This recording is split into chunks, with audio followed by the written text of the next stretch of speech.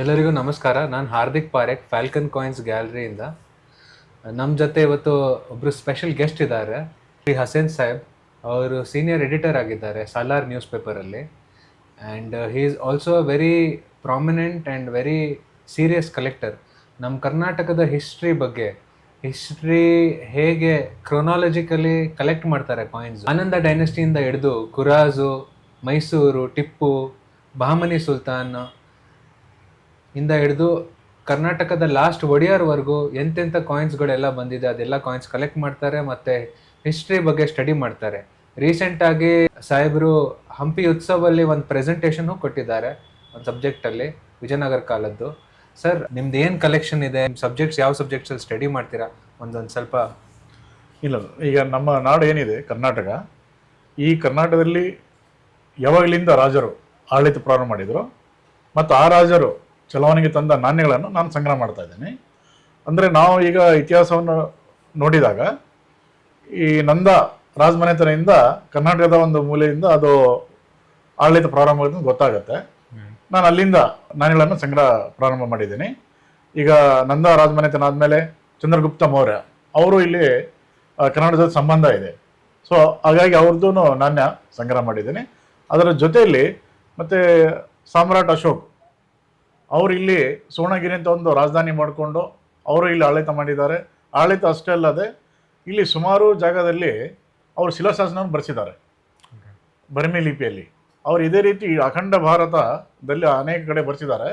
ಆದರೆ ನಮ್ಮ ಪುಣ್ಯ ಈ ನಮ್ಮ ನಾಡಲ್ಲಿ ಅನೇಕ ಕಡೆ ಬರೆಸಿದ್ದಾರೆ. ಮತ್ತು ನನ್ನ ಊರು ಸಿಂಧನೂರು ಪಕ್ಕದಲ್ಲಿ ಮಸ್ಕಿ ಅಂತಿದೆ. ಆ ಮಸ್ಕಿಯಲ್ಲಿ ಒಂದು ಶಾಸನವನ್ನು ಬರೆಸಿದ್ದಾರೆ. ಅದರಲ್ಲಿ ಅವರು ಯಾವುದೇ ಶಾಸನ ಪ್ರಾರಂಭ ದೇವನಾಮ ಪ್ರಿಯ ಅಂತ ಪ್ರಾರಂಭ ಆಗುತ್ತೆ. ಬಟ್ ಇಲ್ಲಿ ಮಸ್ಕಿಯಲ್ಲಿ ಇರುವಂಥ ಶಾಸನದಲ್ಲಿ ಅವರು ದೇವನಾಮ ಪ್ರಿಯ ಅಶೋಕಲಿಂದ ಪ್ರಾರಂಭ ಆಗುತ್ತೆ. ಅದು ಅವಾಗೇ ಗೊತ್ತಾಗಿರೋದು ಎಲ್ಲೆಲ್ಲಿ ಇದು ಇದೆ ಅದು ಅಶೋಕ ಅಂತ ಗೊತ್ತಾಗಿರೋದು. ಅದಕ್ಕಿಂತ ಮುಂಚೆ ಅದು ಬಹಳ ಗೊಂದಲ ಇತ್ತು. ಬುದ್ಧ ಅವರು ಬರೆದಿರೋದಾಗಿತ್ತು, ಇನ್ನೊಬ್ಬರು ಹಿಂಗೆಲ್ಲ ಗೊಂದಲ ಇತ್ತು. ಆ ಗೊಂದಲಕ್ಕೆ ತೆರೆ ಬಿದ್ದಿದ್ದು ಈ ಮೆಸ್ಕಿ ಶಿಲಾಶಾಸನದಿಂದ ದೇವನಾಮ ಪ್ರಿಯ ಅಶೋಕ್ ಅಂತ ಗೊತ್ತಾದ್ಮೇಲಿಂದ ಅದು ಆ ಗೊಂದಲಕ್ಕೆ ತೆರೆ ಬಿದ್ದಿದ್ದು. ಅದನ್ನು ಆ ಶಾಸನವನ್ನು ನಮಗೆ ಓದಿದವರು ನಮ್ಮ ಜೇಮ್ಸ್ ಪ್ರಿನ್ಸಪ್, ಬ್ರಿಟಿಷ್ ಕಾಲದಲ್ಲಿ 1831 ಅವರೆಲ್ಲ ಕಡೆ ಗಮನಿಸ್ತಾರೆ, ಅವೆಲ್ಲ ನೋಡ್ತಾರೆ. ನೋಡಿದ ಮೇಲೆ ಇವ್ರಿಗೆ ಒಂದೇ ಲಿಪಿಯಲ್ಲಿ ಏನಂತ ಅವ್ರಿಗೂ ಕುತೂಹಲ ಮೂಡುತ್ತೆ. ಕುತೂಹಲ ಮೂಡಿದ ಮೇಲೆ ಅವರೇ ಅದು ಅಭ್ಯಾಸ ಮಾಡಿ ಕೊನೆಗೆ ಅವ್ರು ಓದಿ ಹೇಳ್ತಾರೆ. ಅದರಲ್ಲಿ ಬರೆದಂಥ ಸಂದೇಶವನ್ನು ಅವರೇ ಓದಿ ಹೇಳ್ತಾರೆ. ಅವ್ರಿಗಿಂತ ಮುಂಚೆ ಅದು ನಮ್ಗೆ ಗೊತ್ತೇ ಇರಲಿಲ್ಲ. ಅದರಲ್ಲಿ ಏನು ಬರೆದಾರೆ ನಮ್ಗೆ ಗೊತ್ತೇ ಇರಲ್ಲ. ಅವರು ಬಂದ ಮೇಲೇ ಈಗ ನಾವು ಏನು ಇತ್ತೀಚೆಗೆಲ್ಲ ನಾವು ಬರ್ಮಿ ಲಿಪಿ ಅಂತ ಮಾತಾಡ್ತೀವಿ, ಅದು ಅಶೋಕನ ಲಿಪಿ. ಆ ಲಿಪಿಯನ್ನು ಇತ್ತೀಚೆಗೆ ನಾವೆಲ್ಲ ಮಾತಾಡ್ತೀವಿ. ಬಟ್ ಅದು ಗೊತ್ತಾಗಿದ್ದು James Prinsep. Exactly, very true sir, ನೀವು ಹೇಳಿದ ಮಾತು. ನಾನು ಓದಿದ್ದೀನಿ ಇದ್ರ ಬಗ್ಗೆ. ಅವರೇ ಬ್ರಾಹ್ಮಿ ಲಿಪಿನ ಫಸ್ಟ್ ಡಿಕೋಡ್ ಮಾಡಿರೋರು, ಸ್ಟಡಿ ಮಾಡಿರೋರು, ಮತ್ತು ಅದನ್ನ ಜನಗಳಿಗೆ ಇಂಪಾರ್ಟೆನ್ಸು ಹೇಳೋರು ಅವರೇ. ಅದಕ್ಕಾಗಿ ಅಶೋಕ್ ಸಾಮ್ರಾಟ್ನ ನಾಣ್ಯಗಳನ್ನು ಕೂಡ ನಾನು ಸಂಗ್ರಹ ಮಾಡೋದಕ್ಕೆ ಪ್ರಯತ್ನ ಮಾಡ್ತಾ ಇದ್ದೇನೆ. ಕೆಲವು ನಾಣ್ಯ ನನ್ನ ಹತ್ರ ಇದ್ದಾವೆ, ಇನ್ನೂ ಹಲವಾರು ನಾಣ್ಯಗಳನ್ನು ಅವ್ರದ್ದು ಹುಡುಕಾಟದಲ್ಲಿದ್ದೇನೆ. ಅವರಾದಮೇಲೆ ಮತ್ತೆ ನಮ್ಮ ಇಲ್ಲಿ ಚುಟುವರು ಬರ್ತಾರೆ, ಮಾರುತಿ ಬರ್ತಾರೆ, ಮುಳಂದ ಆ ರೀತಿ ಎಲ್ಲ ಬರ್ತಾರೆ. ಮತ್ತು ಅವರಾದ್ಮೇಲೆ ಶಾತವಾಹನರು ಇಲ್ಲಿ ನಮ್ಮಲ್ಲಿ ಆಡಳಿತ ಪ್ರಾರಂಭ ಆಗುತ್ತೆ, ಅವ್ರದ್ದು ನಾಣ್ಯಗಳು. ಮತ್ತು ಅವರಾದ್ಮೇಲೆ ನಮ್ಮ ಕನ್ನಡಿಗರ ಅಂತ ಹೇಳಿ ನಮ್ಮ ಮೊದಲ ಮನೆತನ ಕದಂಬ ವಂಶ ಪ್ರಾರಂಭ ಆಗುತ್ತೆ. ಮಯೂರು ವರ್ಮಲಿಂದ ಅದು ಪ್ರಾರಂಭ ಆಗಿ ಮುಂದೆ ಅವರಾದ್ಮೇಲೆ ಮತ್ತೆ ಅವರು ಕಾಲದಲ್ಲೇನೆ ಹಲ್ಮಿಡಿ ಶಾಸನ ಕಾಕಸ್ತವರ್ಮ ಬರೆಸ್ತಾನೆ. ಮತ್ತು ಅವ್ರ ಮೊಮ್ಮಗ ಕೃಷ್ಣವರ್ಮ ಅಂತ ಹೇಳಿ ಅವ್ರ ಕಾಲದಲ್ಲಿ ನಾಣ್ಯ ಚಲಾವಣೆ ಬಂದಿರುತ್ತೆ. ಆ ನಾಣ್ಯದಲ್ಲಿ ಕೂಡ ಕನ್ನಡ ಲಿಪಿ ಬಳಕೆ ಮಾಡಿದ್ದಾರೆ. ಅದರಲ್ಲಿ ಕನ್ನಡ ಲಿಪಿಯಲ್ಲಿ ಶ್ರೀ ದೋಷರಾಶಿ, ಶ್ರೀ ಮಾನರಾಶಿ, ಶ್ರೀ ತತ್ವರಾಶಿ ಅಂತ ಹೇಳಿ ಅನೇಕ ಕನ್ನಡ ಅಕ್ಷರವನ್ನು ಬರೆಸಿದ್ದಾರೆ. ನಮ್ಗೆ ನಾಣ್ಯದಲ್ಲಿ ಕನ್ನಡ ಅಕ್ಷರ ನೋಡೋದು ಮೊದಲ ನಾಣ್ಯ ಅಂದ್ರೆ ಅದು ಬನವಾಸಿ, ಕದಂಬ ಬನವಾಸಿ. ಹೌದು ಸರ್.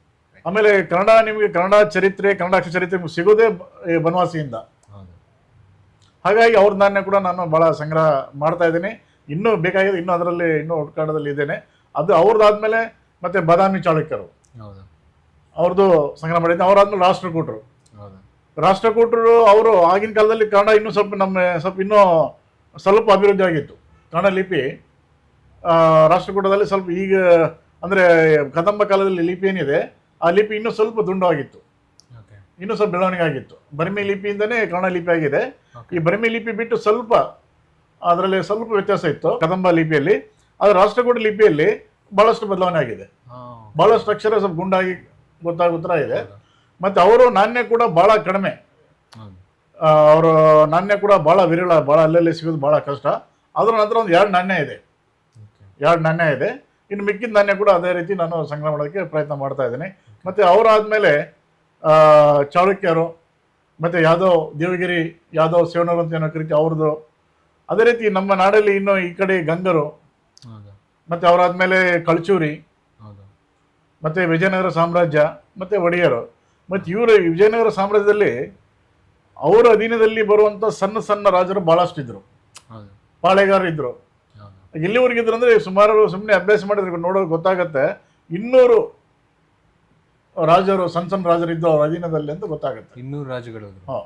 ಈಗ ಅದರಲ್ಲಿ ಅವ್ರ ಅಧೀನದಲ್ಲಿ ಇರುವಂತ ಏನು ಸಣ್ಣ ಸಣ್ಣ ರಾಜರು ಪಾಳೆಗಾರ ಇದ್ರು, ಅದ್ರಲ್ಲಿ 12 ಪಾಳೆಗಾರ ನನ್ನ ಹತ್ರ ಇದೆ. ಈಗ ಅದರಲ್ಲಿ ಒಂದು ಚನ್ನಪಟ್ಟಣ, ಅಲ್ಲಿ ಜಗದೇವರಾಯ ಅಲ್ಲೊಂದು ಅವ್ರದ್ದಿದೆ.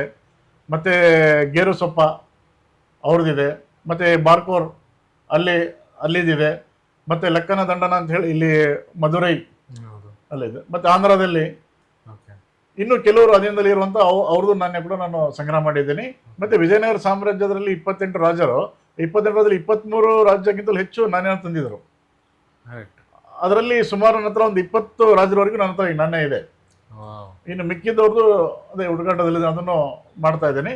ಅದೇ ರೀತಿ ನಮ್ಮ ನಾಡಿಗೆ ಸಂಬಂಧಪಟ್ಟಿದ್ದು ರಾಜರದ್ದು ಆಡಳಿತ ತಂದಂಥ ನಾಣ್ಯಗಳಾಯಿತು, ಮತ್ತೆ ನಾಡಿಗೆ ಸಂಬಂಧಪಟ್ಟಂತ ಯಾವುದಾದ್ರೂ ಇತಿಹಾಸ ಸಂಬಂಧಪಟ್ಟಿದ್ದ ದಾಖಲೆ ಇದ್ದರೆ ಅದನ್ನು ನಾನು ಸಂಗ್ರಹಿಸಕ್ಕೆ ಪ್ರಯತ್ನ ಮಾಡ್ತಾ ಇದ್ದೀನಿ. ಇಷ್ಟು ಈ ರೀತಿ ನಾನು ಕಾರ್ಯ. Very nice sir. ನೀವು ಮಾಡ್ತಿರೋ ಕೆಲಸ ಇಟ್ಸ್ ಟ್ರಿಮೆಂಡಸ್ ಮತ್ತು ಇನ್ಸ್ಪೈರಿಂಗ್ ಸರ್. ನಮ್ಮಂಥ ಯೂತ್ಗೆ ಇಷ್ಟು ಡೆಪ್ತಲ್ಲಿ ಕೆಲಸ ಮಾಡೋದು ಇಟ್ಸ್ ಇನ್ಸ್ಪೈರಿಂಗ್ ಅಂತಲೇ ಹೇಳ್ಬೋದು ಸರ್.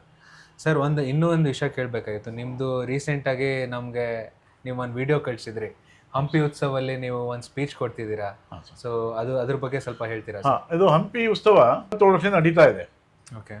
ಅಲ್ಲಿ ಪ್ರತಿ ಸಲ ಉತ್ಸವ ನಡಿಬೇಕಾದ್ರೆ ಈ ಹಂಪಿ ಉತ್ಸವ ಜೊತೆಯಲ್ಲಿ ಅವ್ರು ಏನು ಮಾಡ್ತಾ ಇದ್ದಾರೆ, ವಿಜಯನಗರ ಸಾಮ್ರಾಜ್ಯಕ್ಕೆ ಸಂಬಂಧಪಟ್ಟಂತೆ ಯಾರಾದರೂ ಇತಿಹಾಸಕಾರರು ವಿಜಯನಗರ ಸಾಮ್ರಾಜ್ಯದ ಬಗ್ಗೆ ಅಭ್ಯಾಸ ಮಾಡಿ, ಹೊಸ ಸಂಶೋಧನೆ ಮಾಡಿ, ಏನಾದರೂ ವಿಷಯ ಅವ್ರಿಗೆ ಗೊತ್ತಾದರೆ ಆ ವಿಷಯವನ್ನು ಅವರಲ್ಲಿ ಬಂದು ಮಂಡಿಸ್ಬೋದು. Okay okay. ಅವ್ರು ಇಡೀ ಕರ್ನಾಟಕದಲ್ಲಿ ಯಾರ್ಯಾರು, ಕರ್ನಾಟಕ ಅಷ್ಟೇ ಅಲ್ಲ ಇಡೀ ಭಾರತದಲ್ಲಿ, ಮತ್ತು ಕೆಲವರು ಪ್ರಪಂಚದಿಂದ ಬೇರೆ ಕಡೆಯಿಂದ ಬಂದಿದ್ದರು. ನಾನು ಹೋದ ಇದರಲ್ಲಿ ಬೇರೆ ದೇಶವರು ಕೂಡ ಬಂದಿದ್ದರು. ಅವರು ವಿಜಯನಗರ ಸಾಮ್ರಾಜ್ಯದಲ್ಲಿ ಆಸಕ್ತಿ ಇದ್ದವರು ಮತ್ತು ಹೊಸದಾಗಿ ಸಂಶೋಧನೆ ಮಾಡಿ ಅವ್ರಿಗೇನಾದ್ರು ಗೊತ್ತಾಗಿದ್ದರೆ ಅಂಥ ವಿಷಯವನ್ನು ಅಲ್ಲಿ ಪ್ರತಿ ವರ್ಷ ಬೇಕಾದರೆ ತಾವು ಮಂಡನೆ ಮಾಡ್ಬೋದು. ನಾನು ಈ ಸಲ ಅಲ್ಲಿ ಉತ್ಸವದಲ್ಲಿ ವಿಜಯನಗರ ಸಾಮ್ರಾಜ್ಯದ ಅಧೀನದಲ್ಲಿರುವಂಥ ನಮ್ಮ ಚನ್ನಪಟ್ಟಣದ ಪಾಳೆಗಾರರು ಜಗದೇವರಾಯ, ಆ ಜಗದೇವರಾಯನ ಬಗ್ಗೆ, ಆ ನಾಣ್ಯಗಳ ಬಗ್ಗೆ ನಾನು ಪ್ರಬಂಧವನ್ನು ಮಂಡಿಸಿದ್ದೆ. ಅದು ನನ್ನ ಭಾಷಣ ಏನಿದೆ ತಾವು ಗಮನಿಸಿದರೆ ಅದು ಆ ವಿಷಯವಾಗಿ ಇರುತ್ತೆ. ಸರ್, ವಿಜಯನಗರ ಕಾಲದ ಬಗ್ಗೆ ನೀವು ಒಂದು ಚಿಕ್ಕ ಇಂಟ್ರೊಡಕ್ಷನ್ ಕೊಡ್ಬೋದು ಸರ್? ಡೈನೆಸ್ಟಿ ಹೇಗೆ ಶುರು ಆಯಿತು, ಯಾರು ಶುರು ಮಾಡಿದ್ದು, ಏನು ಪರ್ಪಸ್ ಇತ್ತು ಅದರ ಹಿಂದೆ, ಒಂದು ಚಿಕ್ಕ ಇಂಟ್ರೊಡಕ್ಷನ್ ಕೊಡ್ಬೋದಾ ಸರ್? ಈಗ ಅದು ಪ್ರಾರಂಭ ಆಗಿದ್ದು 1336. ಓಕೆ. ಅದಕ್ಕಿಂತ ಮುಂಚೆ ಸಲುಗ ಅಲ್ಲಿ ಹಿನ್ನೆಲೆ ನಾವು ಅಭ್ಯಾಸ ಮಾಡಿ ಅಲ್ಲಿ ಗಮನಿಸಿ ನೋಡಿದಾಗ ಅಲ್ಲಿ ಏನಾಗುತ್ತೆ, ಉತ್ತರದಲ್ಲಿ ದಿಲ್ಲಿ ಸುಲ್ತಾನೇಟ್ ಆಡಳಿತದಲ್ಲಿ ಇರ್ತಾರೆ. ಓಕೆ. ಅವರಿಗೆ ಒಬ್ಬರೇ ಅಲಾವುದ್ದೀನ್ ಖಿಲ್ಜಿ ಗೊತ್ತಾಗತ್ತೆ ದಕ್ಷಿಣದಲ್ಲಿ ಇರುವಂಥ ರಾಜರ ಹತ್ರ ಸಾಕಷ್ಟು ಚಿನ್ನ ಆಭರಣ ಸಂಪತ್ತು ಇದೆ ಅಂತ ಅವ್ರಿಗೆ ಗೊತ್ತಾಗತ್ತೆ. ಓಕೆ. ಗೊತ್ತಾದ್ಮೇಲೆ ಅವನೇನ್ ಮಾಡ್ತಾನೆ, ಇದು 1296 ಫೆಬ್ರವರಿ 26ನೇ ತಾರೀಕಿಗೆ ಮೊದಲ ಸಲ ಅವನು ದೇವಗಿರಿಗೆ ಬರ್ತಾನೆ. ಓಕೆ. ಅಲ್ಲಿ ರಾಮಚಂದ್ರ ದೇವ್ ರಾಜ ಇರ್ತಾನೆ. ಅವನ ಜೊತೆ ಒಪ್ಪಂದ ಆಗತ್ತೆ. ಒಪ್ಪಂದ ಆಗಿ ಅವನಿಗೆ ಅಲ್ಲಿ ಸಾಕಷ್ಟು ಒಪ್ಪಂದ ಪ್ರಕಾರ ಅವನಿಗೆ ಸಂಪತ್ತು ಕೊಡ್ತಾನೆ. Sir, 1 second sir. ದೇವಗಿರಿ ಅಂದ್ರೆ ಈಗಿನ ಕಾಲಲ್ಲಿ ಔರಂಗಾಬಾದ್ ಅಲ್ವಾ ಸರ್? ಇಲ್ಲ, ದೌಲತಾಬಾದ್. ಈಗೇನು ಮಹಾರಾಷ್ಟ್ರದಲ್ಲಿ ದೌಲತಾಬಾದ್ ಅಂತ ಇದೆ, ಅದೇ ಅದು ದೇವಗಿರಿ ಆಗಿತ್ತು. Okay okay okay okay. ಆ ದೇವಗಿರಿ ಹೆಸರನ್ನು ಕೊಟ್ಟವನು ಅವನು ಈ ಖಿಲ್ಜಿ ಆದ್ಮೇಲೆ ಮೊಹಮ್ಮದ್ ಬಿನ್ ತುಗ್ಲಕ್ ಅವನು ಅದನ್ನ ಹೆಸರು ಕೊಡ್ತಾನೆ. Okay okay. ಈಗ ಖಿಲ್ಜಿ 95ರಲ್ಲಿ ಬಂದು ಹೋಗ್ತಾನೆ. ಮತ್ತೆ ಪುನಃ ಅವನ ದಂಡನಾಯಕ ಮಲಿಕ್ ಕಪೂರ್ ಅಂತ ಹೇಳಿ 1307 ಪುನಃ ಬಂದು ದೇವಗಿರಿ ಅನ್ನ ಸಂಪೂರ್ಣ ತನ್ನ ಹಿಡಿತಕ್ಕೆ ತಗೊಂಡು ಸಂಪೂರ್ಣ ಅವನ ಕೈಯಲ್ಲಿ ತೋಲ್ತಾನೆ. ಅದು ಕಂಪ್ಲೀಟ್ ಅದು ಯಾದವ್ ಡೈನೆಸ್ಟಿ ಕಂಪ್ಲೀಟ್ ಮುಗಿದೋಗ್ಬಿಡ್ತಾರೆ. ಓಕೆ. ಮತ್ತೆ ಅವನು ಅದು ಆದ್ಮೇಲೆ ಪುನಃ ಈ ಕಡೆ ಕಾಕತೀಯ ವಾರಂಗಲ್ 1111 ವಾರಂಗಲ್ ಅಲ್ಲಿನೂ ಮುಗಿಸ್ತಾನೆ. ಅದು ಮಾಡಿಸ್ಕೊಂಡು ಮತ್ತೆ ಇಲ್ಲಿ ಕರ್ನಾಟಕದ ನಮ್ಮ ದ್ವಾರ ಸಮುದ್ರ ಹಳೆಬೀಡು ಅಂತ ನಾವೇನಿದೆ ಕರಿತೀವಿ ಈಗ, ಅಲ್ಲಿ ಬರ್ತಾನೆ. ಓಕೆ. ಅಲ್ಲಿ ಬಂದು ಆಗಿನ ಮುನೆ ಬುಳ್ಳಾಳ ಆಡಳಿತದಲ್ಲಿ ಇರ್ತಾನೆ. ಓಕೆ. ಅವ್ರ ಜೊತೆ ಒಪ್ಪಂದ ಆಗತ್ತೆ. ಓಕೆ. ಮತ್ತೆ ಈ ರೀತಿ ಒಂದು ಯುದ್ಧಗಳು ಅವು ಇವು ನಡೀತಾರಲ್ಲಿಂದ ಅವಾಗ ಅನ್ಸುತ್ತೆ ಇಲ್ಲೊಂದು ಸಾಮ್ರಾಜ್ಯ ಹುಟ್ಟೋದಕ್ಕೆ ಒಂದು ಅವಕಾಶ ಆಗತ್ತೆ ಅದು. ಹೌದು. ಅದೇ ರೀತಿ ದಕ್ಷಿಣದಲ್ಲಿ ಪಾಂಡ್ಯರು ಇರ್ತಾರೆ ಮಧುರೆಯಲ್ಲಿ, ಓಕೆ. ಅವ್ರಿಗೂ ಅದೇ ರೀತಿ ಅಲ್ಲಿನೂ ಒಂದು ಯುದ್ಧಕ್ಕೆ ಹೋಗ್ತಾರೆ, ಮತ್ತು ಒಪ್ಪಂದ ಆಗತ್ತೆ, ಅಲ್ಲಿನೂ ಇದು ಮಾಡ್ಕೊಂಡು ಹೋಗ್ತಾರೆ. ಮತ್ತು ಇವರಾದ್ಮೇಲೆ ಮೊಹಮ್ಮದ್ ಬಿನ್ ತುಗ್ಲಕ್ ಅವನು ಆಳಿತ ಅಲ್ಲಿ ಬರ್ತಾನೆ. ಓಕೆ. 1316 ಇವನು ಅಲಾವುದ್ದೀನ್ ಖಿಲ್ಜಿ ತೀರು ಹೋಗ್ತಾನೆ. ತೀರು ಹೋದ್ಮೇಲೆ ಅವನಾದ್ಮೇಲೆ ಅಲ್ಲಿ ಜಲಾಲುದ್ದೀನ್ ಇದು ಆದ್ಮೇಲೆ ಅವನು ಅಲ್ಲಿ ಬರೋದು ಮೊಹಮ್ಮದ್ ಬಿನ್ ತುಗ್ಲಕ್ ಆಳಿತಕ್ಕೆ. ಅವನು ಬಂದ್ಮೇಲೆ ಇಲ್ಲಿ ಪುನಃ ಅವನು ದಕ್ಷಿಣದಲ್ಲಿ ಏನೇನು ಮಾಡಿದ್ದ ಮತ್ತೆ ಪುನಃ ಅವನೇ ಮತ್ತೆ ಪುನಃ ಬರ್ತಾನೆ, ಇಲ್ಲೆಲ್ಲ ಇರೋರಿಗೆಲ್ಲ ಇದು ಮಾಡ್ತಾನೆ. ಮಾಡಿದ್ಮೇಲೆ ಇಲ್ಲಿ ಅವಾಗ ಬಂದಾಗ ಇಲ್ಲಿ ಏನು ಹಂಪಿ ಇದೆ, ಹಂಪಿ ಹತ್ರ ಆನೆಗೊಂದಿ ಹತ್ರ ಒಂದು ಚಿಕ್ಕ ಹಂಪಿಯಿಂದ 8 ಕಿಲೋಮೀಟರ್ ಭಾಗದಲ್ಲಿ ಕಮ್ಮಟ ದುರ್ಗ ಅಂತಿದೆ. ಓಕೆ. ಓಕೆ. ಕಮ್ಮಟ ದುರ್ಗ ಸಣ್ಣದೊಂದು ಸಾಮಂತ ಇರುತ್ತೆ, ಸಣ್ಣ ರಾಜಮನೆತನ ಇರುತ್ತೆ. ಓಕೆ. ಅದರಲ್ಲಿ ಮುಮ್ಮಡಿ ಸಿಂಗೆ ನಾಯಕ ಅಂತ ಹೇಳಿ ನಾಯಕನ ಇರ್ತಾನೆ. ಓಕೆ. ಅವನು ಮೊದಲು ಹೊಯ್ಸಳ ಪರವಾಗಿ ಕೆಲಸ ಮಾಡ್ತಾನೆ. ರೈಟ್. ಆಮೇಲೆ ದೇವಗಿರಿ ಯಾದವ್ ಅವ್ರ ಜೊತೆ ಸೇರ್ಕೊಂಡು ಅಲ್ಲಿ ಕೆಲಸ ಮಾಡ್ತಾನೆ. ಓಕೆ. ಈ ರೀತಿ ಇರುತ್ತೆ. ಕೊನೆಗೆ 1282ರಲ್ಲಿ ಕ್ರಿಸ್ತಕ 1282ರಲ್ಲಿ ತಾನೇ ಸ್ವತಂತ್ರ ರಾಜ ಅಂತ ಘೋಷಣೆ ಮಾಡ್ಕೋತಾನೆ. ಓಕೆ. ಮುಮ್ಮಡಿ ಸಿಂಗನಾಯಕ. ಓಕೆ. ಅವನಾದ್ಮೇಲೆ ಅವನ ಮಗ ಕಂಪಿಲ ದೇವ ಓಕೆ. ಆಡಳಿತ ಬರ್ತಾನೆ. ಅವನು 2 ಸಲ ಮೊಹಮ್ಮದ್ ಬಿನ್ ತುಗ್ಲಕ್ ಜೊತೆ ಯುದ್ಧ ಆಗುತ್ತೆ. ಓಕೆ. ಮತ್ತೆ 1327ರಲ್ಲಿ 3ನೇ ಯುದ್ಧದಲ್ಲಿ ಅವನು ಮಡಿತಾನೆ. ಓಕೆ. ಮತ್ತೆ ಅವನ ಮಗ ರಾಮನಾಥ್ ಅಂತಿರ್ತಾನೆ, ಅವನು ಮಡಿತಾನೆ. ಈಗ ರಾಮನಾಥನ್ನೇ ನಾವು ಈಗ ಗಂಡುಗುಲಿ ಕುಮಾರರಾಮ ಅಂತ ಕರಿತೀವಿ. ಓಕೆ. ಈಗ ಅವ್ರ ಹೆಸರೇ ಸುಮಾರು ದೇವಸ್ಥಾನ ಇದೆ. ಮತ್ತೆ ಇತ್ತೀಚೆಗೆ ಅವ್ರ ಶಾಸನ ಕೂಡ ಸಿಕ್ಕಿದೆ. ಅವ್ರ ಆಡಳಿತನೂ ಬಹಳ ಕಡಿಮೆ. ಓಕೆ. ಈಗ ನಾವು ಏನೀಗ ಕಂಪಿಲ ದೇವ ಅವನ ಮಗ ಕುಮಾರರಾಮ ಅಂದ್ರೆ ಈಗ ರಾಮನಾಥ್ ಅಂತ ದಾಖಲೆಯಲ್ಲಿ ಇದೆ. ಮತ್ತೆ ಇಬ್ರು ಹೆಣ್ಮಗಳು ಇರ್ತಾರೆ, ಮಾರವ್ವ ಅಂತ ಹೇಳಿ, ಮಾರಮ್ಮ ಅಂತ ಹೇಳಿ. ಮಾರವನ ಗಂಡ ಭಾವ ಸಂಗಮ್ಮ ಅಂತ ಇರ್ತಾರೆ. ಈ ಭಾವ ಸಂಗಮ್ಮ ಮಕ್ಕಳೇ ಇವ್ರು ಇರ್ಬೋದಾ ಅಂತ ಈಗ ಒಂದು ಸಂಶಯ ಇದೆ. ಹಕ್ಕ ಹುಕ್ಕ ಏನಿದ್ದಾರೆ, ಹರಿಹರ ಏನಿದ್ದಾರೆ, ಈ ಭಾವ ಸಂಗಮ ಅಂತ ಏನಿದಾನೆ, ಭಾವ ಸಂಗಮ ಮಕ್ಕಳು ಇರಬಹುದಾ ಹೌದು ಅಂತ ಹೇಳಿ ಇತ್ತೀಚೆಗೆ ಅದ್ರ ಬಗ್ಗೆ ಅಭ್ಯಾಸ ನಡೀತಾ ಇದೆ, ಸಂಶೋಧನೆ ನಡೀತಾ ಇದೆ. ಈಗ ಅದಕ್ಕೆ ಸಂಬಂಧಪಟ್ಟ ಕೆಲವು ದಾಖಲೆಗಳು ಸಿಕ್ಕಿದೆ. ಅದು ಹಾಗಾಗಿ ಅದನ್ನ ಅದ್ರ ಬಗ್ಗೆ ಇನ್ನು ಸ್ಪಷ್ಟವಾಗಿಲ್ಲ, ಅದನ್ನು ಹುಡುಕ್ತಾ ಇದ್ದಾರೆ, ಇನ್ನು ಅದರ ಸಂಶೋಧನೆ ತೊಡಗಿದ್ದಾರೆ. ಹಾಗೆ ಒಂದ್ ವೇಳೆ ಆದ್ರೂ ಅದೇ ಅಂತ ಗೊತ್ತಾದ್ರೆ ಅದ್ರ ಹಕ್ಕಬುಕ್ಕ ನಮ್ಮವರೇ ಕರ್ನಾಟಕದವರಂತ ಅದು ಸಾಬೀತಾಗುತ್ತೆ. ಆ ರೀತಿ ಅದು ನಡೀತಾ ಇದೆ. ಮತ್ತೆ ಕಂಪಿಲ ದೇವಿ ಹೆಂಡತಿ ಹೆಸರು ಲಜತಾ ಹರಿಹರ ಅಂತಿದೆ. ಲಜತಾ ಹರಿಹರ ದೇವಿ ಅಂತಿದೆ. ಹರಿಹರ ಹೆಸರು ಮತ್ತೆ ಇಲ್ಲಿ ಹರಿಹರ ಬರ್ತಾನೆ, ಹಂಗಾಗಿ ಅದಕ್ಕೂ ಇದಕ್ಕೆ ಏನೋ ಸಂಬಂಧ ಇರಬಹುದು ಅನ್ನೋ ಒಂದು ಇದು ಇದೆ. ಮತ್ತೆ ಸಂಬಂಧಪಟ್ಟ ಇತ್ತೀಚೆಗೆಲ್ಲ ಸ್ವಲ್ಪ ದಾಖಲೆ ಸಿಕ್ಕಿದೆ, ಕಮಟದುರ್ಗದಲ್ಲೆಲ್ಲ ಸ್ವಲ್ಪ ದಾಖಲೆ ಸಿಕ್ಕಿದೆ, ಕೆಲವು ಶಾಸನ ಸಿಕ್ಕಿದೆ. ಅದು ಆಧಾರದ ಮೇಲೆ ಮತ್ತೆ ಹರಿಹರ ಬುಕ್ ನಮ್ಮವರೇ ಅಂತ ಗೊತ್ತಾದ್ರೆ ನಾವು ಅದಕ್ಕಿಂತ ಹೆಮ್ಮೆ ಯಾವುದೂ ಇಲ್ಲ. ಹಾಗಾಗಿ ನಮ್ಮ ಕನ್ನಡಿಗರಾಗಿ ಅವರು ಇದು ಆಗ್ತದೆ ಸರ್. ಬಟ್ ಇದು ಹರಿಹರ ಮತ್ತೆ ಹಕ್ಕ ಬುಕ್ಕ ಅಂತ ಯಾರು ನಾವು ಕರಿತೀವಿ, ಅವ್ರಿಗೆ ಈ ಥರ ಒಂದು ಹೇಳ್ತೀವಲ್ವ, ಒಂದು ಐಡಿಯಾ ಜನರೇಟ್ ಏನಕ್ಕಾಯ್ತು ಡೈನೆಸ್ಟಿ ಶುರು ಮಾಡ್ಬೇಕಂತ? ಯಾಕಂದರೆ ಅವರು ತಂದೆ ತಾಯಿ ಅಡ್ಮಿನಿಸ್ಟ್ರೇಟರ್ ಆಗಿದ್ರು ಅಂತ ನಾನು ಕೇಳಿದ್ದೀನಿ. ನೀವು ಹೇಳಿದೆ ನಾವು ಸ್ಪೆಕ್ಯುಲೇಟ್ ಮಾಡ್ತೀವಿ, ಏನು ನಮ್ಮ ಕಾಂಕ್ರೀಟ್ ಎವಿಡೆನ್ಸ್ ಇಲ್ಲ ಅಂತ. ಬಟ್ ಇವರೇ ಸ್ಟಾರ್ಟ್ ಮಾಡಿದ್ರು, ಇವರು ರಾಯಲ್ ಲಿನಿಯೇಜಿಂದ ಇರಲಿಲ್ಲ. ಸೊ ಇವ್ರು ಏನಕ್ಕೆ ಏನು ಅವಕಾಶ ಸಿಕ್ತು ಅವ್ರಿಗೆ ಈ ಥರ ಡೈನೆಸ್ಟಿ ಶುರು ಮಾಡೋಣ ಅಂತ?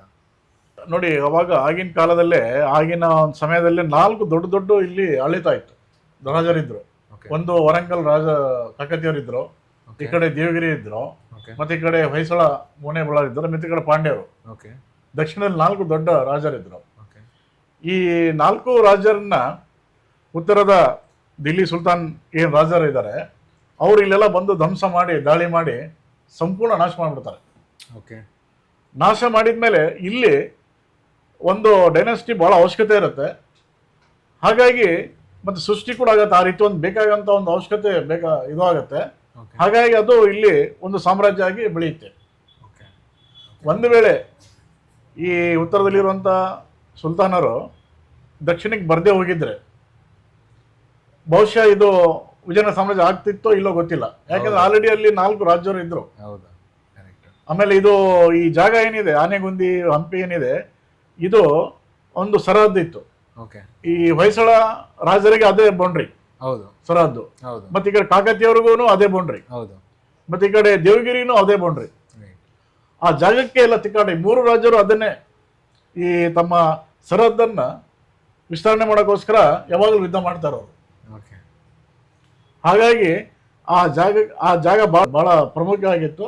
ಆಮೇಲೆ ಉತ್ತರದಲ್ಲಿ ಸುಲ್ತಾನರು ಏನಿದ್ರು ಅವರು ಒಂದ್ ವೇಳೆ ಇಲ್ಲಿ ಬರದೇ ಹೋಗಿದ್ರೆ ಈ 4 ರಾಜರು ಮಾತ್ರ ಇರ್ತಾ ಇದ್ರು.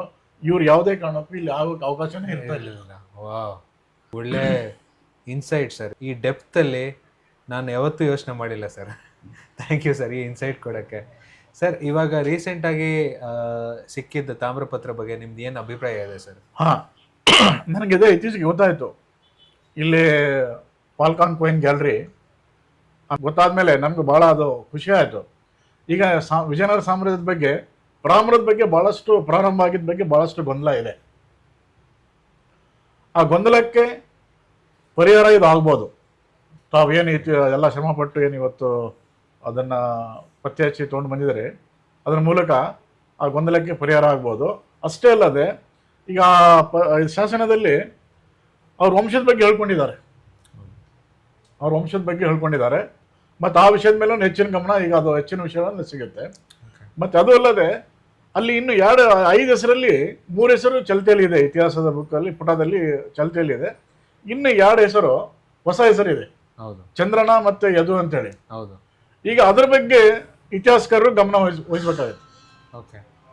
ಈಗ ಅವರು ಕುಟುಂಬದ ಸದಸ್ಯರು ಯಾರು, ಏನು, ಅವ್ರ ಪಾತ್ರ ಏನು, ಹೌದು, ಈಗ ಅದು ನೀವು ಗೊತ್ತಾಗಬೇಕು.